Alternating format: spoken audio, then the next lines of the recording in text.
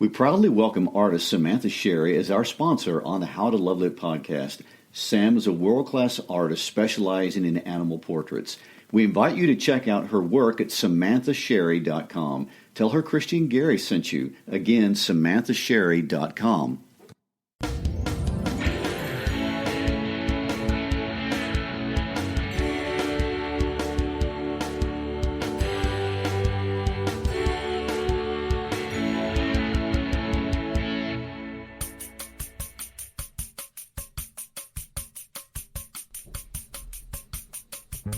Hi, I'm Christy Shriver.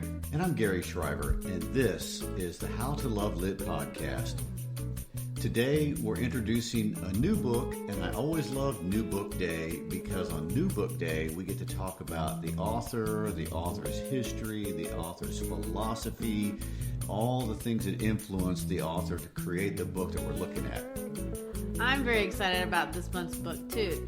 It's unlike the other books we've done in a lot of ways. For one thing, it's written by a contemporary author. And for another, this book is so different than what we've done in the past. For one thing, it's not postmodern. And I'm ready for a vacation from the postmodernists with all of their doom and gloom and angst that we've looked at in the last several books. That's true. We don't really usually do a lot of contemporary literature. It's not really the purpose of this podcast. But Paulo Coelho does stand out amongst his peers in a way that deserves special recognition. There is really no way to underestimate the influence of this, or really to overstate the influence of this man's writing and the influence that he's had as a person on planet Earth in the 21st century. In fact, I can't even get a finalized number of how many copies of his book are out there. Every article I read pushes that number higher and higher and higher. The most accurate, even though I'm sure it's still a low figure, says that it's been translated into 80 languages. And there are over 250 million copies of his work sold.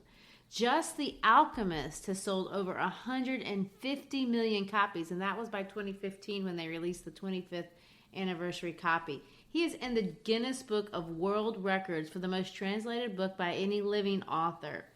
It's being read in over 119 countries.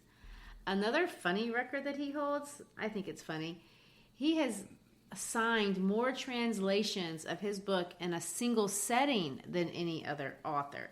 At one book fair in Frankfurt, he signed 53 different translations of his book, which is absolutely more difficult than I could even imagine. Well, there's so much to say about this book and its impact, but before we do, I have two things. Number one of which we need the Christy Fun Fact.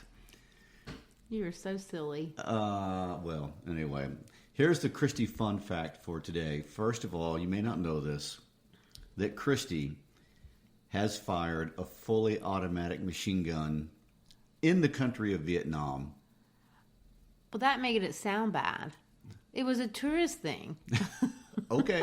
It's not a tourist thing that very many tourists have done. That's true, but let it be known that I'm anti-violence. Most of the time. For recreational use only. Oh, okay. All right.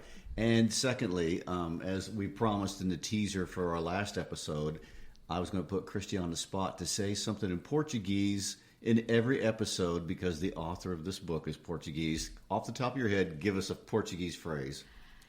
O livro Alchemist é dos mais famosos livros do Brasil.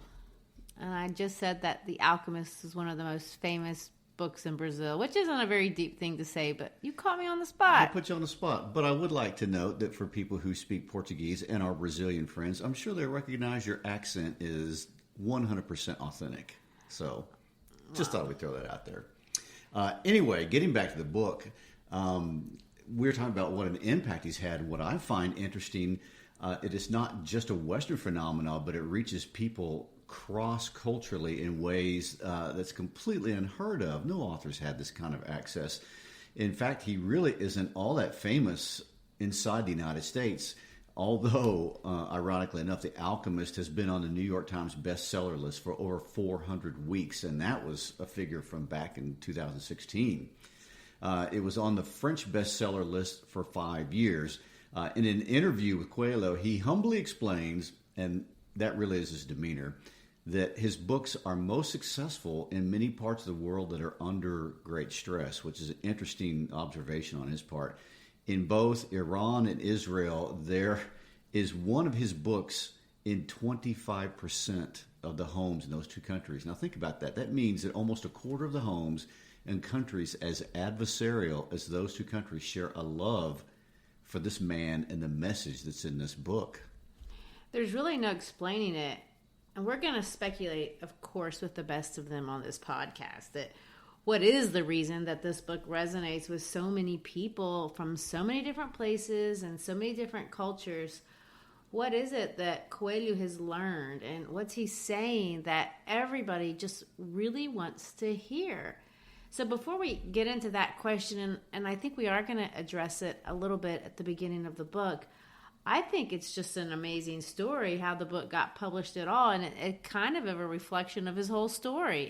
It is. The journey of this book becoming a phenomenon absolutely sustains and supports the belief that the book teaches, which is so funny and ironic. So he himself had been asked that question over and over again over the years since it was first published in 1987, and its success is not something Coelho claims to be able to even understand himself.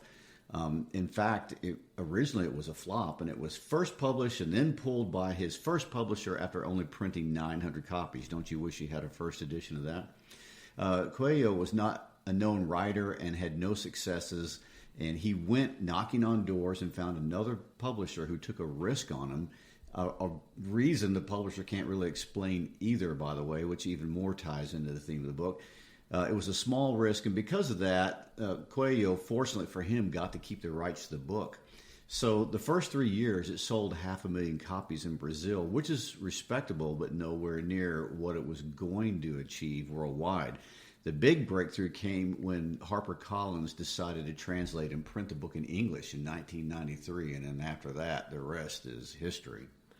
One of the really things that I admire in Paulo Coelho is that he is interested in making the book accessible. So the story getting out is more important than him financially benefiting from the story getting out. And of course, English is kind of a universal language across the globe, and just having the book published in English, of course, boosts sales worldwide, not just in America.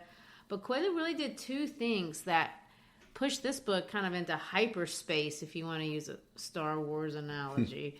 First of all, every time a book would come out in a different place, he would go there and he'd do these book tours, and he would spend years really traveling the world and visiting little places, smaller countries, places that really didn't get a lot of press. You know, we think of books wanting to be published in New York and London and Paris, and he did those, but he also went to Serbia and Croatia and smaller places, Thailand, and all these places that he considers to be forgotten. And he says, well, Brazil's kind of a forgotten place, which is not really an accurate representation of Brazil, but that's how he saw it. So he wanted to reach out to these third world places and make himself accessible.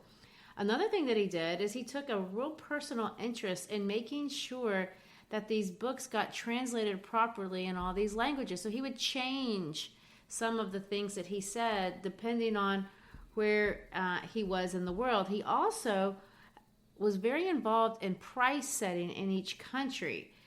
This is a big problem, obviously, in the third world because books tend to be very unaffordable. And even in Brazil, they're a hobby for the rich. A lot of poor people absolutely can't really afford to buy books.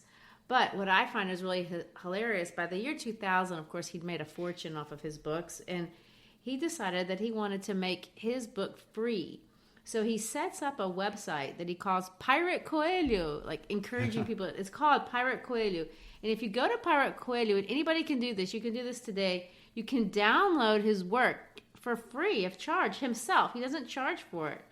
However, and this is just so amazing to think about, ever since he started doing that, sales have increased instead of decreased. I heard him talking about this, and he gave the example of Russia. He said in 1999 he sold 1,000 copies of his book in Russia, and then he made it available for free In 2001, he sold 10,000 copies. In 2002, he had sold over 100,000 copies in a country where the book was downloadable for free. So that kind of gives you a little bit of the scope, and I don't know if I can express this enough, the magnitude of the impact that this book has had. And I hope that it entices you to try to read it or give it a go if you haven't yet, because it is worth reading, and it's very, very interesting, as is the man himself. Oh, indeed. And one of the sub-stories that I find amazing that goes along with this is that one of the ideas that runs as a theme through the book is the ability to communicate between languages when you don't really know the language. And so here is a guy who writes a book about being able to communicate in languages that you don't know that ends up getting translated into innumerable languages around the world. Well, and one of the things that he does when he writes the book is he makes it simple. It's not we don't see complicated syntax. It's not fancy words. I was making a vocabulary list for my kids, and I had a hard time coming up with 20 new words that they could learn from reading this book. So the ideas are, they're kind of deep and they're multi-layered, but the language itself is very accessible to anybody who wants to give it a go. So it is a fun read. It's an easy read. You don't have to be tired and anxious trying to get through the text itself. Okay, well, give me an exact pronunciation of his last name with your best Brazilian accent so I can say it correctly. Coelho. Coelho. And that means rabbit, by the way. Okay. Yes, I think a lot of people would not know that. Coelho. Yeah. Okay. So one of the things that comes up a lot when people talk about Coelho's work, and they might find unusual, is that he doesn't set his stories in Brazil. I was expecting to read about Rio de Janeiro or where he's from or something like that. Well, that's true. And that's not just for The Alchemist. That's for all of his works that I've ever seen. But I do say this. There is a thread of, I'm going to call it Brazilianism, that goes through this book in my mind. And I can see that it does come from the heart of soul of Brazil and what it means to be Brazilian. A lot of the things that he says does kind of he's emitting a lot of the cultural understanding of his home country. That's very important to understand, because there is a lot of unique Brazilian philosophy that's come through. And let me digress for a moment, just to ask you, how did this Brazilian philosophy emerge historically in this country? Well, Brazil is unique. It's not like America or Europe. You mean the United States? Yes, sorry. It's not like the United States in several ways. One, it goes back really to when it was colonized. It was colonized earlier than the United States. In the 1500s is when the explorers kind of came over. And when they came over, the Portuguese who colonized Brazil had a very different mindset than the American or the Puritans that came over. Well, in this case, let's call them the English settlers. The English, right. Okay, in North America. And what do I mean by this? So when the English came over, they brought with them this religious agenda. They had families. They were leaving a place because of religious persecution, and they were coming to then would be the New World. The colonies. Well, whatever it was. Yes. This new space. And they were going to establish themselves there. And so and some of that ended up being bad because they were pushing out the Indians and they were creating a colony or a world, and they were trying to make a philosophy go. And they had these certain beliefs that they had, and they were religious in nature, they were doctrinal in nature, and they brought their families, and they had no intention of going back. Right. That's two things that distinguish the English. They came to stay, and they brought women. True. That makes a lot of difference. Well, the Portuguese didn't either. Right. So when they came to Brazil, they had all these men who were unattached.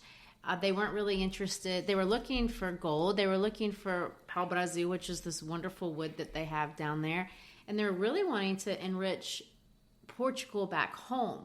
So what we saw evolve in Brazil especially, and you see it in their religion and in their culture and in their skin color, is that these white, you want to call it white Portuguese came. Yes, eventually there were black slaves and there were Indians already here. And from the very beginning, they're intermixing. So you have, if you go to Brazil today, you'll see all these shades of people. You can't tell who's There's no such thing as a white or a black Brazilian in the way we identify people up here. Everyone is a mix. And you see that not just in their skin color, but you see that in their religion. The Portuguese came over with Catholicism, but when they got here, Indians were practicing a different religion. Animism. Yes, and the Africans came and they had another form of animism. And all these things over the years have syncretized into Brazil. They never clashed, kind of in the way you would see maybe Islam and Christianity clash. Yeah, in Europe. They melded. And so you go to a Catholic church in Salvador, and it was built for the Catholics by slaves. And in the iconography or in the art of the church, you see that the African slaves put in symbols from their religion on top of the Catholic religion. And so you see a lot of this syncretism finding its way in Brazilian culture. And to this day, there are lots of Brazilian Catholics who will also practice forms of Spiritism, and Paulo Coelho is among that group. So you see this convergence of faith that has developed in Brazil that is different than you see faith and metaphysics and things like that diverge or evolve in other parts of the world. And that's exactly what we're seeing expressed in the narrative of the story. And the end result is a worldview that is distinctly Brazilian. And that's the point we're trying to make. He is writing from a worldview that you only get out of that culture. And that's part of the interesting part of how the story is going to develop. I mentioned this many times before, but I want to explain a little bit more now. Christy is from Brazil, but she's not Brazilian. Her parents were missionaries and moved their family to Brazil as a child. So effectively, you grew up there your whole childhood and learning Brazilian natively. So Christy attended Brazilian schools, not American schools where you were separated from the population. You were actually in the real Brazilian schools. You grew up speaking Portuguese. And to this day, you love everything Brazil-related. And just for the Brazilians out there, for her favorite soccer team, it's Atlético Galo. Oh, no. Well, the Brazilians will understand. Anyway, so every Saturday morning when we're home, and that's most weekends during the school year, we get up in our room, in our parlor room, for what we call it, our reading room or whatever, in our chairs, and we eat pão de queijo. Did I say that correctly? You did okay. You tell us how to say it. You did it right. Pão de queijo. Okay, queijo. A Brazilian cheese bread that we keep stocked in our freezer. So, Christy, from your perspective, how do you see this book as uniquely Brazilian? Well, I told you, I think religiously it's distinctly Brazilian. But you also see an optimism that really comes from, this is totally my opinion, but from the history of the Brazilian people. You know, the Brazilians, they will always find the bright side of everything. And their history, as many countries in South America, is full of a lot of historical turmoil. And this idea of always finding the right angle, they call it you're going to dar um jeito, you're going to make it work, is really at the essence of how they pursue their life. And Paulo Coelho lived through a very, very transitional period in Brazil. And even through his own life, there were so many ups and downs politically that he was personally a part of.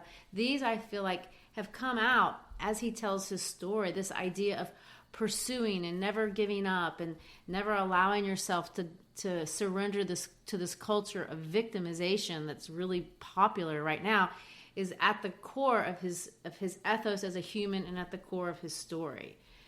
He was born in 1947 in Rio de Janeiro to a middle-class family.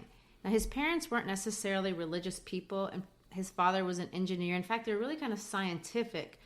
But they sent him to a Catholic Jesuit school because that was the best school in the area. So and you see this in the story, he knows a lot about the Bible, and there's a lot of biblical references embedded in the text throughout.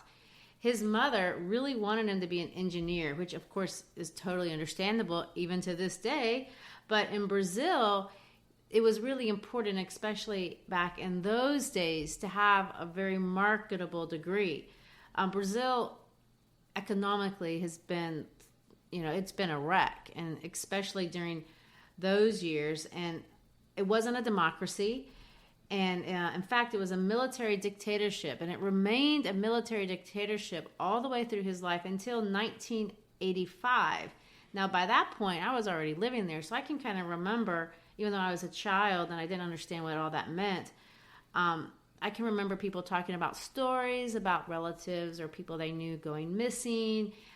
You weren't supposed to talk about different things. There was censorship. People talked about that sort of thing. I can also remember when they elected their first democratically elected president, Tancredo Neves. The country went nuts. I mean, it's like they won the World Cup. It was a huge deal. We got out of school. There were celebrations. And then, of course, it wasn't very long after that that he died. And the country went into mourning over this. Again, we got out of school. There was this funeral. There was a procession.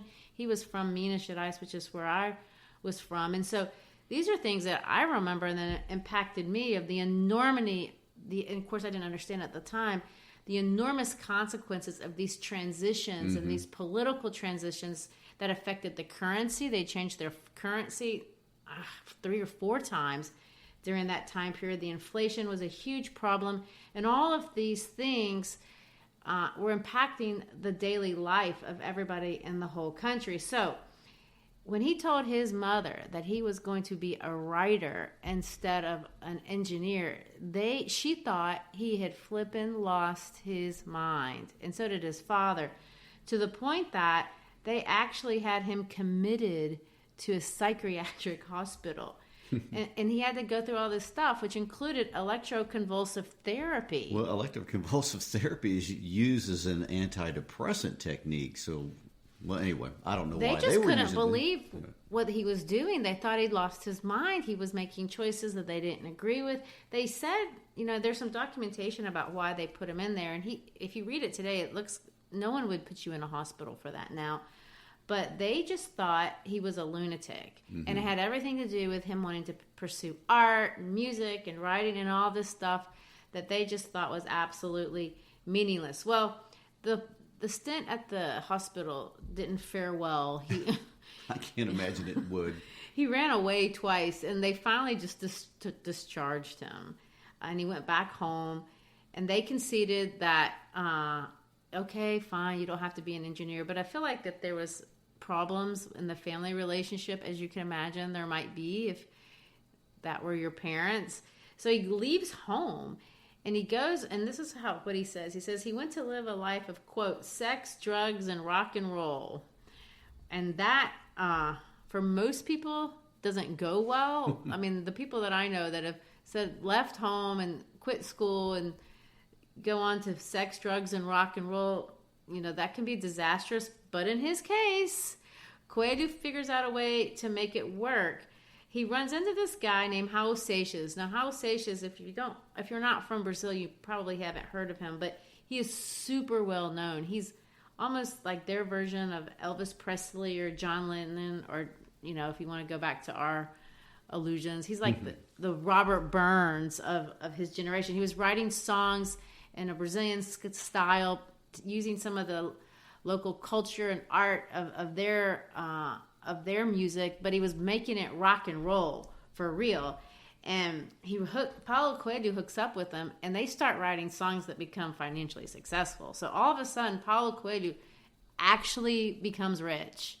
And a rock star. And I don't know if he became a rock star, so to speak, but maybe he did. I don't know. But he certainly got wealthy off of his relationship with Raul Seixas. However, this guy was also political. And they started wanting to start this anarchy colony, and they started making these satirical cartoons about the government, and things like that don't go over well in military dictatorships. And so he got himself arrested by the secret police, and then he had to go have more torture. I mean, not like the psychiatric torture. He had some really bad things to happen to him. So all that to say, after that, when he finally gets out of whatever that was that happened to him while he was tortured, he chills out, and he gets married a couple times. He starts writing for TV shows, telenovelas, and most people would think that would be success. And it was financially successful, but he was kind of in a rut, just living an everyday life. until 1982. He hooked up with another woman, Christina, who is going to be his life partner and wife. And they go to Europe, and they go to this place called Dachau. Dachau is a concentration camp, obviously, and being there at that place was super disturbing.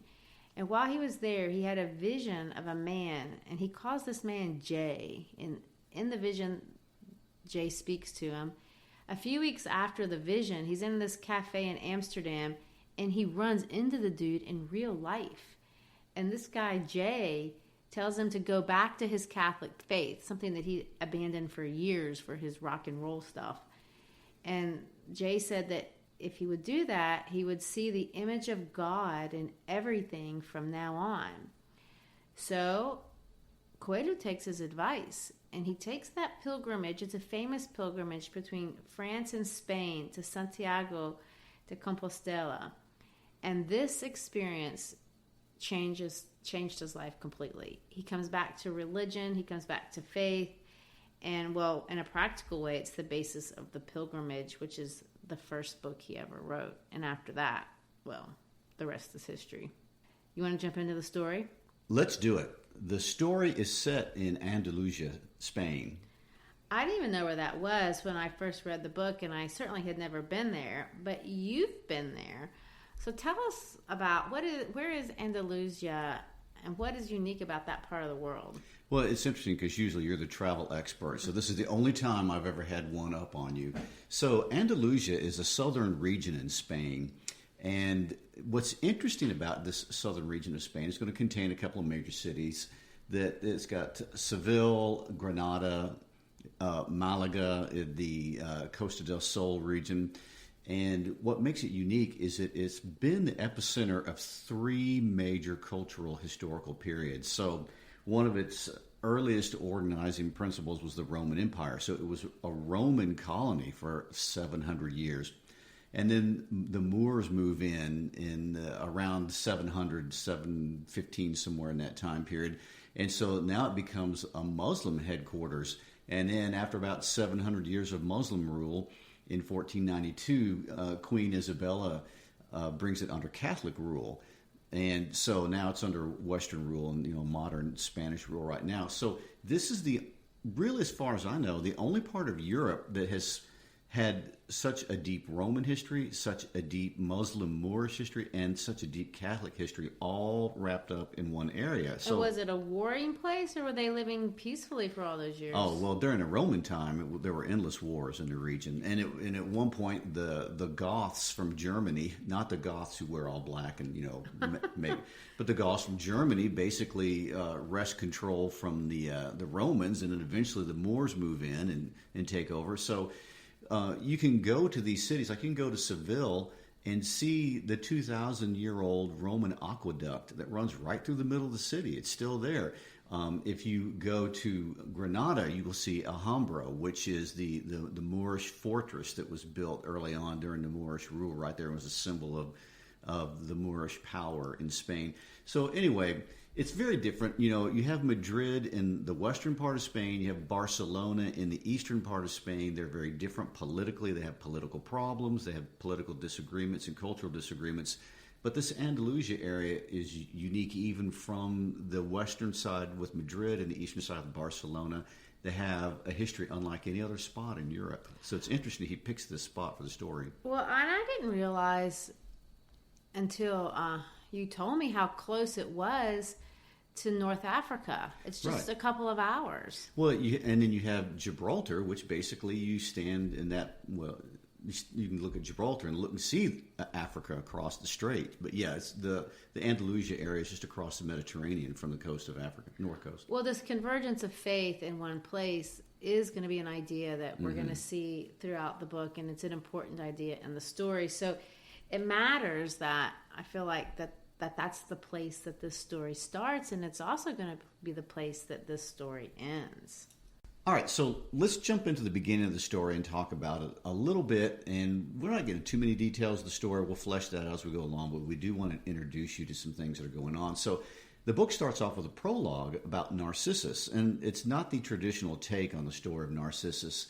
So what's going to happen in Coelho's use of it is he's using the story of Narcissus to highlight the question of selfishness, and which is at the center of The Alchemist. And the whole idea is it possible to pursue your own personal desires while living a good life?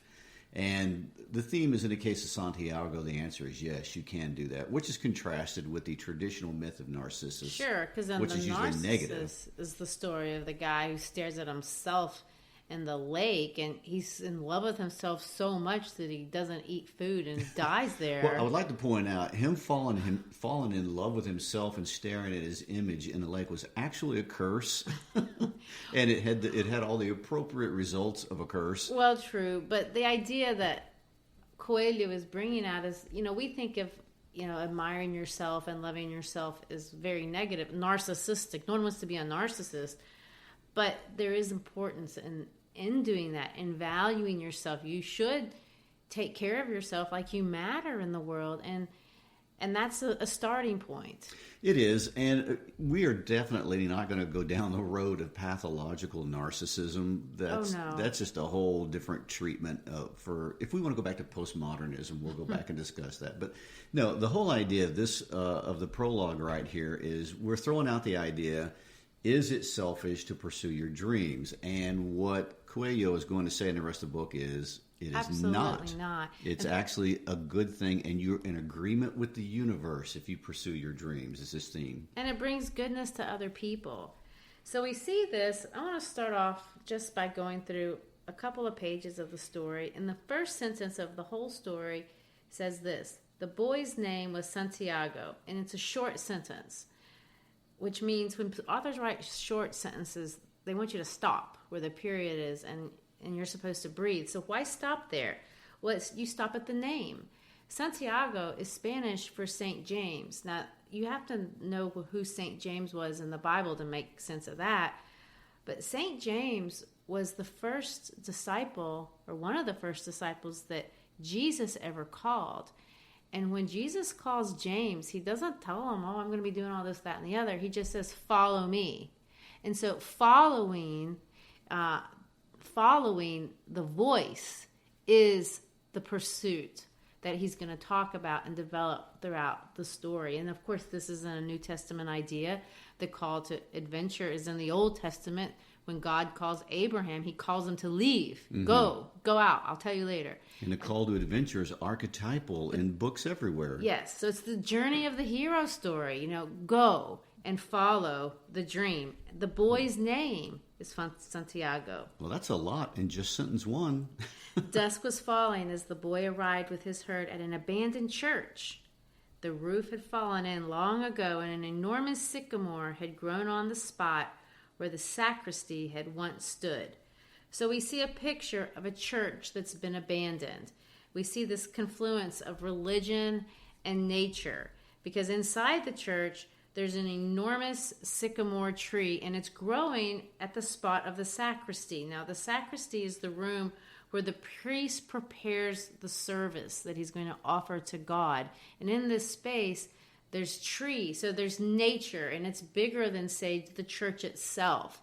So the idea is that Coelho is putting in the book, he's going to suggest, yes, they're religious, they're metaphysical, they're psychological, they're truth, they're universal truths. So they're going to be religion, but they're going to be more religion. They're going to be in more than one religion. They're foundational to the essence of the rules that are governing the universe, almost like natural law. So in natural law, it doesn't matter if you believe in it or not. Gravity is going to do what gravity is going to do. And his idea is whether you believe in it or not, whether it's religion or not, these are the rules that are governing the world, and they're gonna go on. So you should get on tune with them. And that's kind of the thinking that he wants you to have when you read to the rest of the story. So is this a religious book? Not really.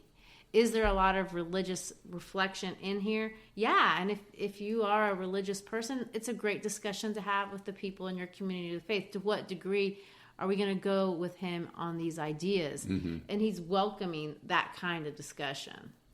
So he decided to spend the night there. He has all these sheep that he's responsible for. He takes care of them. So responsibility, of course, is another important idea in the story. He's going to sweep the floor. He's going to provide for the sheep, and then he's going to pull out a book. And he says, I should get a thicker book. It'd be a bigger pillow. Plus, I could read it more. And so you start to see this is a guy who takes care of other things, other people, and he's also taking care of himself. And he's pushing himself to any small degree that he possibly can. What's also interesting, too, is that he is a shepherd that can read. Right. So we have that juxtaposition right there that's unusual. And he becomes a shepherd, we're going to find out later, because it serves his overarching goal. So he has a dream really into his heart from the very beginning. And this is something that Coelho is going to say. The dreams are in you. They're in everybody. And it's up to you to listen to those dreams, to think about those dreams, and then act on these dreams.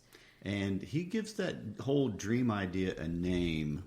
Your personal legend. So that is a term you want to remember when you read The Alchemist, is the concept of the personal legend. And this is, of course, is reflected in his own life. You know, his parents wanted him to do one thing, it would have been sensible to another thing, but there is something in his heart and his soul, and he felt like he was compelled to pursue it.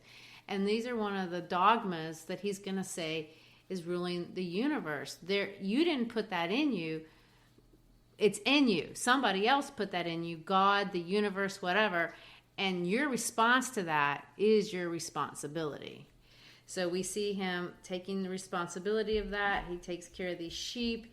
He has a love interest. Uh-oh. Yes. And he wants to go find this girl. So he's going to take his sheep. He starts the story, and he's going to take this sheep to this little town. He'd been there before a year ago where he met her to get his sheep sheared. And, of course, sheep are going to be the first symbol. I don't know if there is such a thing as a first symbol. This is an allegory. Every single thing in the whole book is a symbol. Right. It's another. Yeah. So the sheep are going to represent like people that are herded around. And he's going to go on and discuss the sheep. Sheep don't make decisions.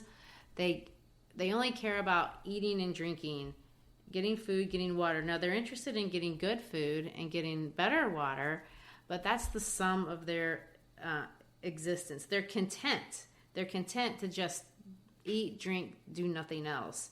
And he says this, they don't rely on their own instincts. That's what he says is the distinguishing difference between a sheep and maybe him. They're pleasant. He loves them. He talks to them, but they don't do anything of their own initiative. He has to lead them to nourishment. So they're led. And that's the problem with being a sheep. Well, I think we'll stop there, and we'll pick up with the story and introduce the characters. But right now we want to bring in these themes that this is an allegory for life's journey, for life's growth. This idea of the personal legend, your destiny, your growth. It's going to get into a discussion about free will versus fate, universal oneness.